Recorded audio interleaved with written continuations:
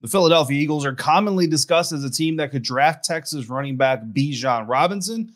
But what if I told you the Washington Commanders are just as likely?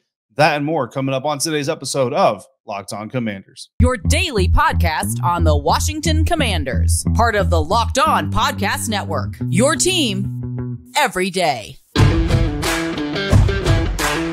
Welcome in, Commanders fans, to the Locked On Commanders podcast, part of the Locked On Podcast Network. Your team every day. This is your daily podcast covering the Washington Commanders. Please subscribe or follow for free on YouTube or wherever you get your podcast, so you always get the latest episodes when they drop. I'm David Harrison, credentialed member of the media covering your Washington Commanders for Commander Country, a part of Sports Illustrated's FanNation. You can find me there, here, or on Twitter at dharrison82, or text me anytime at 202-760-2644. Thanks again for making Locked On Commanders your first listen or view of the day, today and every day. And a special shout out to the everydayers out there. I'm hanging out with you 5 days a week talking Commanders, so I appreciate those of you who hang out with me as well. Today's episode is brought to you by Ultimate Football GM. If you've ever dreamt of becoming an NFL GM, this game is definitely for you. To download it, just go to ultimate-gm.com or look it up on the App Store. Our listeners get a 100% free boost to your franchise when you use the promo code LOCKEDON in all caps in the game store. A preview of Phase 1 of the Washington Commanders offseason program starting Monday, and a mock draft to help us explore the latest development in NFL draft projections. And that's the fact that Washington is just as likely to draft a running back in the first round as are the Philadelphia Eagles. Anyway, that's according to FanDuel NFL draft prop bets. Texas running back Bijan Robinson is the only back right now being discussed as going in the first 31 picks of the 2023 NFL draft. This year's first round only has 31 picks because the Miami Dolphins had to forfeit their first round pick this year, pick number 21, because they are cheaters and they got caught cheating, trying to steal Tom Brady away from the Tampa Bay Buccaneers 2 off seasons ago.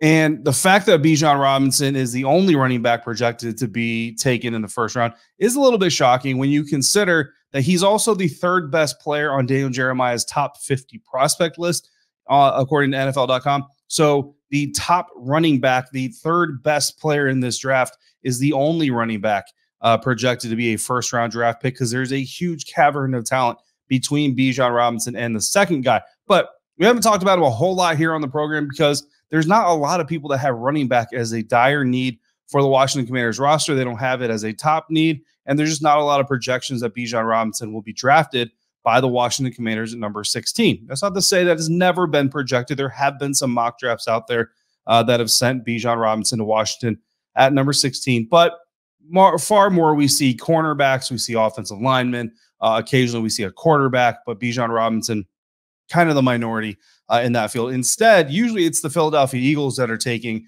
Bijan Robinson, usually at pick 30, or more recently, the Tampa Bay Buccaneers have become a popular landing spot for Robinson. The Dallas Cowboys have even become a spot with Tony Pollard coming off of that injury, Ezekiel Elliott, a free agent, at being brought up there as a possible landing spot for Bijan Robinson. But the truth is, his projections are really all over the place. When you dive into Mock Draft Database, who takes all the mock drafts that are put out there by websites small and large and kind of collects them and collects the data and kind of sorts everything out for us. This last week alone, the last 7 days since our last Mock Draft Monday episode, Bijan Robinson has been mocked as high as 6th overall to the Detroit Lions or as low as 30th overall to the Philadelphia Eagles. And the consensus has him going 26th to the Dallas Cowboys. So the only thing that everybody really agrees on is that Bijan Robinson is a first-round prospect. He's got a 93.7% projection rate in the first round. That means 93.7% of mock drafts being collected by Mock Draft Database have Bijan Robinson being selected on day one. It's just a matter of, is it going to be top 10? Is it going to be bottom 2, right? According to FanDuel odds, though, the Washington Commanders, who have plus 1,000 odds, which means if you put $100 on Bijan Robinson to get drafted by the Washington Commanders, and it happens, you win $1,000. They're just as likely to take Robinson as the Eagles are. They have the exact same odds. Both are plus 1,000. The favorites are the Atlanta Falcons at plus 300. That would be at pick number 8, while the Cowboys, Texans, and Chargers all have odds that come in between the Falcons and between the Commanders, who are, again, tied with the Philadelphia Eagles. And that's interesting because, again, the Eagles are kind of the team that everybody kind of points to and says, yeah, that's probably where Bijan Robinson's going. Now, the Atlanta Falcons, Aaron Freeman, host of the Locked On Falcons podcast, has been doing a lot of rallying for the Falcons to draft Bijan Robinson to help out young quarterback Desmond Ridder. And really, when you look at it, he wants him to draft Bijan because they've got a young quarterback. Well, so do the Washington Commanders. Now, the Washington Commanders, I would say, have a better running back situation heading into the draft than the Atlanta Falcons do. So I think that certainly kind of impacts things. But what the bottom line means really is if you look at these numbers, you look at the data, and you believe all the numbers in the data, then if the Eagles and Falcons pass on him in the top 10, so if the Falcons go corner, some people think they might go quarterback, I don't know, and if the Eagles pass on him inside their top 10 pick, which again, usually the Eagles are taking him 30th overall in these projections, then the Commanders basically have a free shot at Bijan Robinson if they want him. But should they want him? Well, here's why it couldn't make sense, right? You've obviously got a young quarterback getting ready to take the reins of this franchise. Now, Sam Howell's going to get first crack at being the starter this year, but even if he doesn't hold on to that job, let's say he loses out to Jacoby Brissett, we all know if Jacoby Brissett is the starting quarterback for this team this year, honestly, anything outside of just a dominant Super Bowl run that's not really led by the defense, like if let's say the Commanders won the defense or won the Super Bowl with Jacoby Brissett, but it was really the defense that won the Super Bowl, we're still going to be talking about this team potentially taking a quarterback in the first round next year. So bottom line is you're talking about having a young quarterback leading this franchise in the next year, 2, maybe it takes 3, who knows. Antonio Gibson, number 2 running back right behind Brian Robinson for the most part once he became healthy again, has been struggling with injuries the last 2 years of his career. He's played through a lot of them. The toughness is there. Definitely no shade to AG whatsoever, but the injuries are there. J.D. McKissick is no longer on the team. Jarrett Patterson probably coming back at a later date. Jonathan Williams is back. But again, you kind of need to balance out the potential for injury struggles there in the running back room. And if you bring in a guy like Bijan Robinson, you do 2 things. You free up Antonio Gibson to be more of a receiving type back, which we saw him do a good amount of last year and certainly had some electric moments. And you put less between the tackles pressure on Brian Robinson Jr. Right now, if you have B-Rob in there, you can pretty much bet that the run is going to be mostly between the tackles. He does have some edge ability and showed that during his rookie season. And if AG is in there, it's probably a kick out. And if it's up the middle, it's not a huge threat, right? Plus, most of his fumble injuries or issues, Antonio Gibson's that is, came from trying to run through the line of scrimmage. So there are some reasons to support why the Commanders could take Bijan Robinson. And bottom line is it's smart to draft a running back every single year. Doesn't mean you have to draft him in the first round, though, right? So the question really is here, okay, you have some reasons, but you could justify those reasons to say, okay, well, let's take one in the 3rd round. Let's take one in the 4th round. There's a good amount of running back talent. So is Robinson really worth it? Like, does Robinson alone elevate the pick at 16 to where the Commanders could take a running back? Well, if you ask Daniel Jeremiah of NFL.com, because we talked about him just a minute ago, number 3 player on his top 50, Jeremiah says, quote, Robinson is a 3-down back with excellent size, vision, and burst. In the passing game, he's a fluid route runner out of the backfield, boasting excellent hands. Overall, Robinson has all of the tools to quickly emerge as a top-tier running back in the NFL. End quote. Top-tier running back. You're not talking middle of the road. You're not talking bottom of the league. You're talking Nick Chubb. You're talking Brandon Jacobs or Josh Jacobs, from 1 year ago. You're talking Derrick Henry level of production. Daniel Jeremiah believes that Bijan Robinson could be that guy. If the Washington Commanders believe he could be that guy, you can certainly believe that they would have an interest in him at number 16. Now, Kay Adams on her Up and Adams show recently said about Bijan Robinson, quote, this is a guy that can change the entire complexion of the offense. Now, here I'm going to paraphrase a little bit, right? Especially with the way this kid can catch out of the backfield. There's a lot of talent in this team's roster. She wasn't talking about the Commanders here, but she was talking about a team in that roster. But I think the recipe for winning the division is not having their young quarterback drop back 50 times a game. Now, that roster was the Buccaneers roster. That young quarterback was Baker Mayfield, who, yes, he's on his 14, but he's still relatively young. Or Kyle Trask. They have a quarterback battle going on down there in Florida as well. If you look at it, there's some talent on this roster. They have a young quarterback. The winning solution is probably not having their young quarterback throw the ball 50 times a game. You can say the same thing about the Washington Commanders. So if Kay Adams believes that about the Buccaneers, she probably believes it about the Commanders. The difference is the Commanders have Brian Robinson, Antonio Gibson. The Buccaneers, they have Rachaad White. Rachaad White showed some promise. I would say Brian Robinson showed more, plus the Commanders have too. So it's an interesting dynamic, and it really just comes down to how much do the Washington Commanders, and I'm talking about Ron Rivera, Martin Mayhew, and all the talent evaluators, and Eric Bieniemy, feel like Bijan is this generational talent running back that can literally change the game? If they believe he is, the way that Daniel Jeremiah does, the way that Kay Adams does, then you could see the Washington Commanders decide to pull the trigger on taking Bijan Robinson to join Brian Robinson in their backfield at number 16. In fact, if that could happen, it's going to impact the rest of the class. So what would the rest of the class look like? Well, it's Mock Draft Monday, so you know that's what we're going to look at next here on Locked On Commanders, part of the Locked On Podcast Network, your team every day. And we're going to do that thanks to our friends over at Ultimate Football GM. Today's episode is brought to you by Ultimate Football GM. You've heard me talk about this mobile game, and if you've ever thought you would make a good NFL general manager, then you've got to give it a try. When you play Ultimate Football GM, you are in charge of literally everything: the stadium, the ticket prices, the coaches, the doctors, the scouts, the players, of course. You start off with the worst roster in your league. You have the number 1 overall pick, and you've got tons of cap space. So you can make a decision. Who do you want to keep? Who do you want to get rid of? Make trades, make hires, fire people, improve the stadium, whatever you want to do. All of it's going down in a challenging and realistic game world. Ultimate Football GM is completely free and playable offline, so you literally play it wherever you are. Locked On Commanders listeners, you get a 100% free boost to your franchise when you use the promo code Locked On in all caps in the game store. That's Locked On in all caps in the game store, so make sure you check it out today. To download the game, just go to ultimate-gm.com or look it up in your app store. That's ultimate-gm.com. Ultimate Football GM. Start your dynasty today.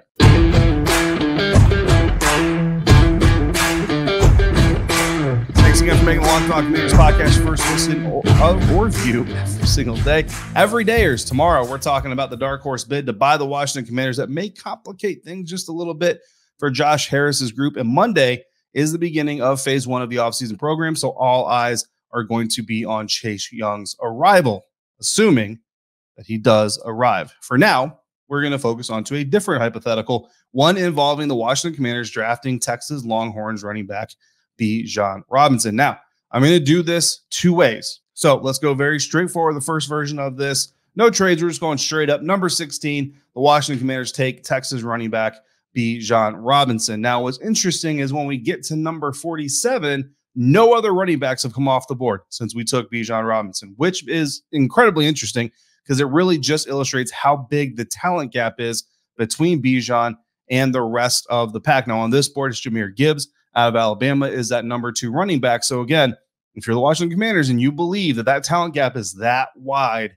that he's the only back taken in the first 47, 50 picks maybe of the NFL draft, maybe that inspires you to go ahead and roll those dice. Here, again, following that simulation, number 47, we go ahead and grab cornerback Julius Brents out of Kansas State. Number 97, we get guard Chandler Zavala out of NC State. And at number 118, we get edge Isaiah McGuire out of Missouri. So the rest of this class, we got Julius Brents. You're looking at a cornerback that can come in, and from day one, he can play an impact role within this defense. Can he play in the slot? Potentially. Can he play outside? Potentially. He can do a little bit of everything. He's a guy that this Washington Commanders defense can really kind of come in, starting with the rookie mini camp, kind of test his abilities, test his physicality, test his athleticism, and say, okay, we feel like he probably projects here the best. Come into their actual mini camps and OTA workouts and training camp with some sort of a plan to really kind of test out that mix, that combination with Kendall Fuller, Benjamin St. Juste, their other DBs playing behind him and around him, and really kind of see. But I promise you, Julius Brents would make an interest or make an impact in year one. Offensive lineman Chandler Zavala out of NC State at number 97. Could be depth up front at first. I think at the minimum, you're going to make it very, very interesting on that interior offensive line battle. You got Andrew Wiley coming in. A lot of us have him penciled in as the right tackle, which would move Sam Cosmi in to, feasibly the right guard position. And then you've got Andrew Norwell on the left-hand side. Of course, you've got Chris Paul, who a lot of people are kind of wondering to see if he makes a giant step forward. You bring in Chandler Zavala, and you've got a competition now for that spot that Andrew Norwell is currently penciled into. And if Chandler Zavala can prove some things early on in his career, perhaps he gets a crack at making the starting 5 on the offensive line. Number 118, edge Isaiah McGuire, depth player, backup defensive lineman, pass rusher type guy. A lot of power in his game, which is a little bit counterintuitive, kind of what Chase Young brings, more of a speed type of guy. And I think what you're talking about is developing a guy, if you need him, with Montez Sweat and Chase Young's contract situations being what they are next season. So some good players there in that draft class. Everybody's got kind of their preferences. Some of you already hate the idea of just taking Bijan Robinson number 16, and that's fine. But remember what we talked about, right? According to Mock Draft Database, Bijan Robinson's average draft position is number 26, not 16. It's 10 picks later. And if the top 10 passes, we really don't have to worry about the Cowboys, Chargers, and Eagles because the pick that the Washington Commanders have is ahead of those guys. Now, they could trade up, certainly, right? But that's quite the leap if they're going to trade up. So the Chargers really had the next pick after the Commanders that could really make this happen. That's pick number 22. Pick number 21, belonging to the Miami Dolphins, is the pick that they forfeited. So that really means we need to go back. If we're looking for a trade back, you can go as far back as 20 and potentially be safe. Now, if you go to 20 and the Chargers want them, they may trade up to number 19. That's a whole other what-ifs type of scenario.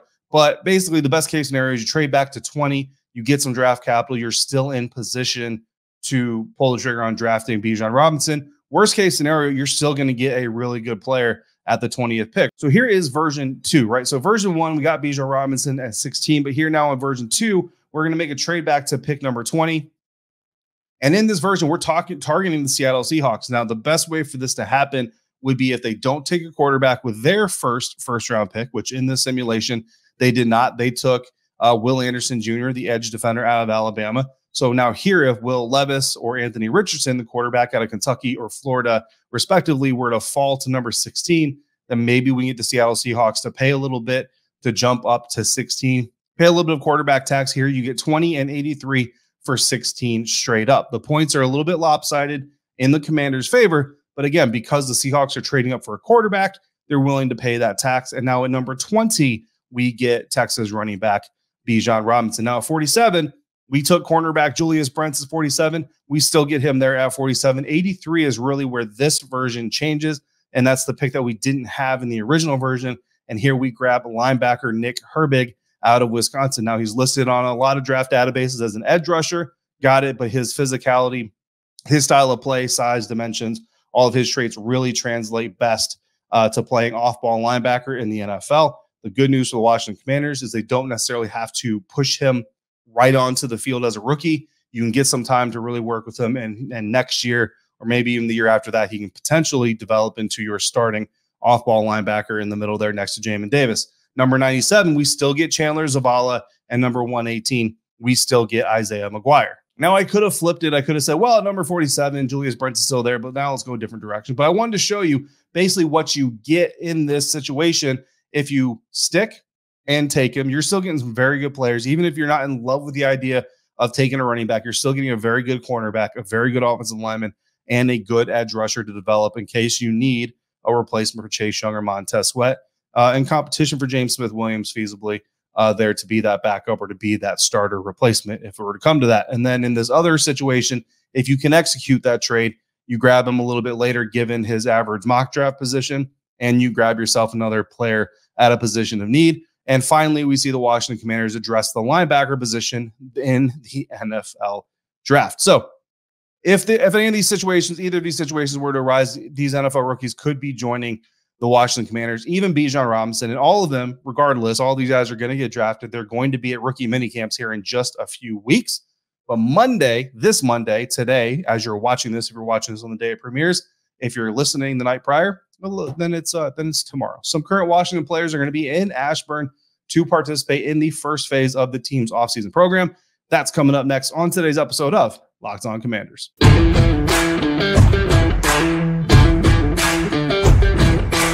There are some Washington Commanders who need to report for the first phase of the offseason workouts, and there's some that honestly simply don't. Now, let's be clear on some things. What did the first phase of the offseason program really mean? Well, you can do meetings, you can do teaching, and you can do workouts, weight room workouts. You can do some conditioning. You can't do practices, basically, right? You can't throw on pads. You can't go out there and get in a formation. You can't do any one-on-one drills, anything like that. It's really just kind of basic physical and mental conditioning for the NFL season. So it's going to be very, very important, obviously, for this team, not only because they're trying to get over that hump and become a playoff squad. Once again, I mean, the division title, playing with house money the way that Coach Rivera put it when that happened. So trying to earn a playoff spot versus benefiting from being in a weak division, a couple years ago. On the offensive side of the ball, obviously, very, very important. You've got a new offensive coordinator, assistant head coach, and Eric Bieniemy. You got a new quarterback coach. You got a new offensive line coach. As of the time of this recording, the official offensive line coach has not been announced yet, but you've got a lot of changes there on the offensive staff. So you need to get as many of those guys in there as possible. But there are some guys who honestly could kind of skate on getting by, and some guys who need to get in there a little bit more than others. So that's how we're going to wrap up today's episode. 2 guys who need to show up for phase 1 of the offseason conditioning program, and 2 guys who, if they do, it's great, but if they don't, it's not the end of the world. First guy who needs to show up, it's defensive end Chase Young. It's got to be defensive end Chase Young, right? So obviously he was there for he wasn't in the phase 1 for his rookie season because he wasn't in the NFL yet, but he was there for rookie minicamp. But he doesn't really have a choice at that point, right? But the first year he has the choice of being at the facility early May. He chooses not to, right? And look, it's a voluntary portion of the offseason for a reason. And there's nothing criminal, there's nothing wrong about a player opting to not show up and opting to do other things that he feels are better for his situation. So that's what Chase Young did. Took a lot of flack for it, got a lot of questions in the media. Didn't really appreciate the questions in the media, but he answered them and went on and so forth. Now, suffering the injury in his second season, came back last year. He was in and out, but for the most part was around during training camp, during all those things. And it was nice to see Chase Young around. A lot of people were appreciative of it. This year, the 5th-year option is the question. There's a deadline on this thing that's coming up here in a couple weeks. The Washington Commanders have to make their decision. Ron Rivera has already gone on record saying that the health status of Chase Young and what they see in his workouts and how explosive he is in the weight room and all that stuff is going to make a difference on whether or not they pick up that 5th-year option. Well, they can't see any of those things if he doesn't show up. So if Chase Young doesn't show up on Monday, pretty much makes the decision for them, right? Now, if he does show up, doesn't mean they're going to pick up his 5th-year option, but if him showing up is the best chance he has of the team picking up his 5th-year option. So Chase Young absolutely needs to show up for this portion. Plus, again, he hasn't been a super consistent part of this defense in over a year because of how long it took for him to get back. Needs to get back in the mental track, get back in the room with the guys, get into the meetings, get into the film room, right? Who doesn't need to show on the defense? Well, defensive tackle Jonathan Allen. I mean, he's been working with Jack Del Rio since Jack got here. He's been a solid part of that defense, and I'm talking just him as an individual. Now, as a leader, I mean, let's be honest, guys. The team wants everybody to show up, right? So when we're talking about who doesn't need to show up, or purely selfish, purely individualistic standpoints that we're saying they don't need to show up. And that doesn't mean that if John Allen doesn't show up, he's being a selfish person. It just means that I'm not worried about John Allen if he doesn't show up for the first phase of the offseason program. Love to see him show up. Would love to see him show up. Kind of expect him to show up, to be quite honest with you.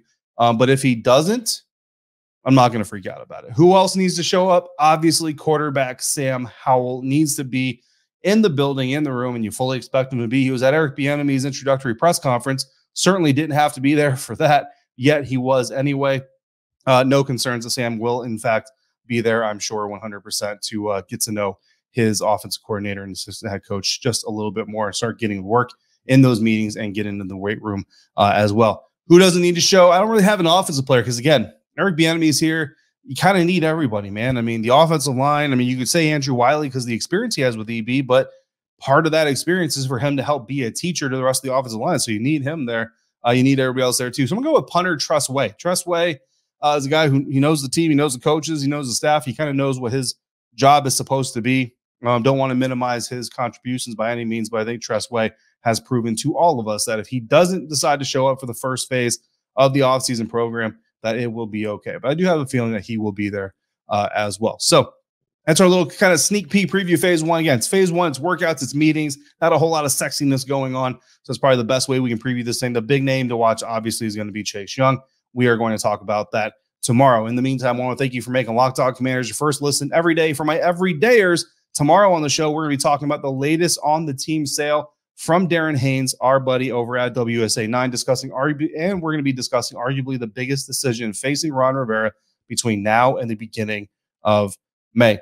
Send in your questions and mock drafts if you have them via email to lockedoncommanders@gmail.com or Twitter @DHarrison82 in the YouTube comments, or text me anytime at 202-760-2644 via Subtext. We will have a live mailbag episode coming this Wednesday afternoon at 11 o'clock a.m. Try to hit that lunch hour for you guys. That will be our last Wednesday mailbag. However, we're moving it to Tuesday. So kind of looking at the schedule ahead during the season. Tuesday is the day that the Commanders don't have practices, don't have functions at the team facility. So Tuesdays will be our mailbag days in season. Might as well make the move in the offseason. So starting next week, Tuesday at 11 a.m. will be our live mailbag episode.